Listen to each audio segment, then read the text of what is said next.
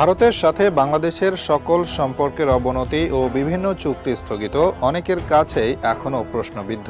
তাদের প্রশ্ন, ভারত আজ পর্যন্ত যা দিয়েছে সেগুলোর কোনোটাই কি বাংলাদেশের জন্য মঙ্গল বয়ে আনেনি? তাদের এত দেওয়া অনুদান ও সহযোগিতা আমরা কি করে চোখের পলকে ভুলতে পারি? বাংলাদেশের এমন কর্মকাণ্ডে অনেকেই বাঙালিদের বিশ্বাসঘাতকতার কাঠগড়ায় দাঁড় করিয়েছে। তবে তাদের বাহ্যিক উপকার দেখে এরকম বিচার করার নিছক মূর্খের কাজই বটে।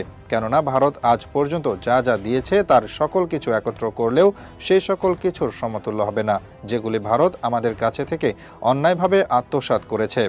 সময়ে অসময়ে বিপদে আপদে আমাদের পাশে থাকার অভিনয় করে সাহিত্যের ভাষায় ঘরের শত্রু বিভীষণের রূপ দেখিয়েছে। যদি সেগুলির কড়াই গণ্ডায় হিসাব চাওয়া হয় তবে বাংলাদেশ নয় বরং ভারতই ঋণী থাকবে বাংলাদেশের কাছে। ভারতের কথা উঠলেই একদল লোককে বলতে শোনা যায়, ভারত না থাকলে আজকে আমরা স্বাধীন